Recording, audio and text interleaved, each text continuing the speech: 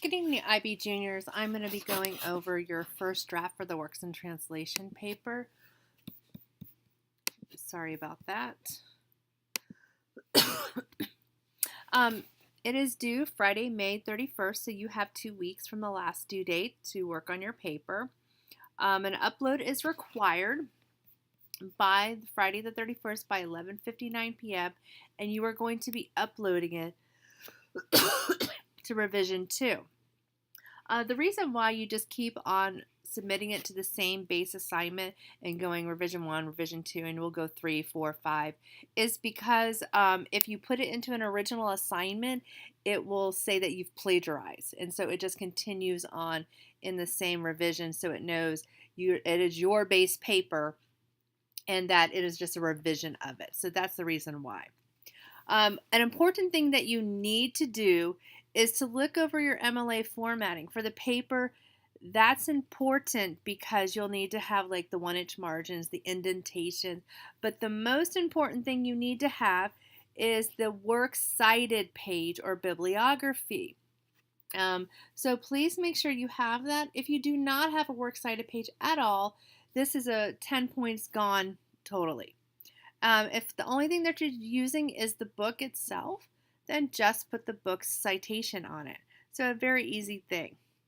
The next thing that you'll need to do is proofread. If there are any major errors or any really like errors that make it difficult to read the paper, I will deduct 10 points from it. Simple errors like capitalization of proper names, you'll get deducted points for that as well because that's a very simple thing to correct. You need to have a minimum of 1,200 words. I want you to remind you that this paper should be 1,200 to 1,500 words.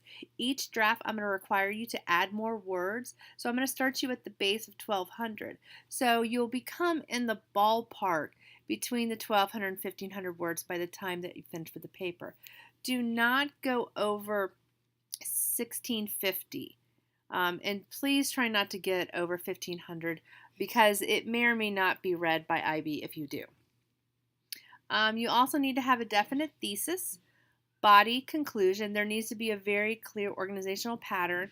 It needs to make sense. It needs to flow. You need to have transitions. It needs to be a typical formal paper. You also need to have an approved analytical thesis, and this needs to be approved no later than, I will say, 3:20 p.m. on Friday the 31st. After 3:20 p.m., I will no longer approve thesis statements past that time.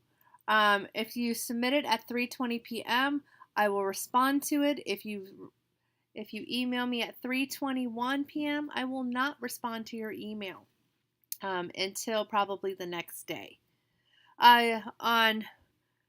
Let's see, you will be with me, I think,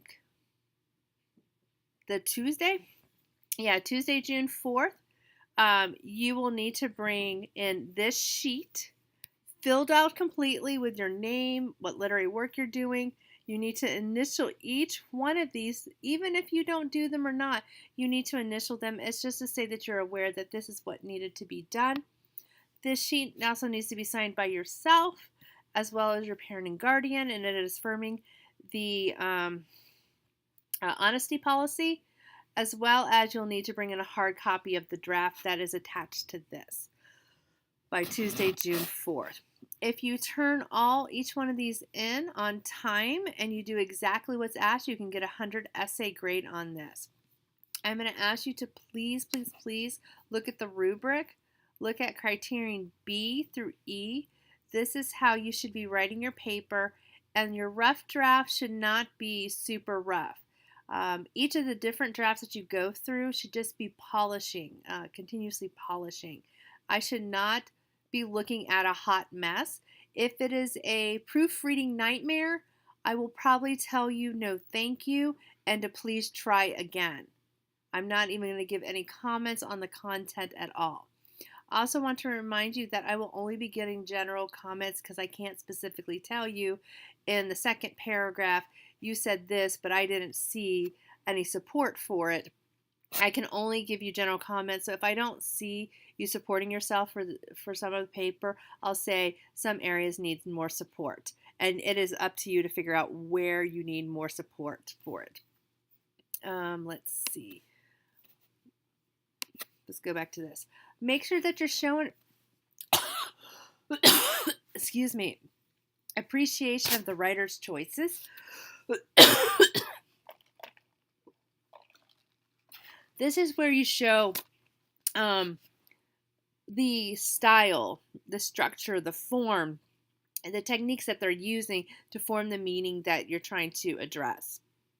Again, organization development is really important, as well as to not just make it make sense and flow, but also did you support yourself? This is where it comes. And then language is important.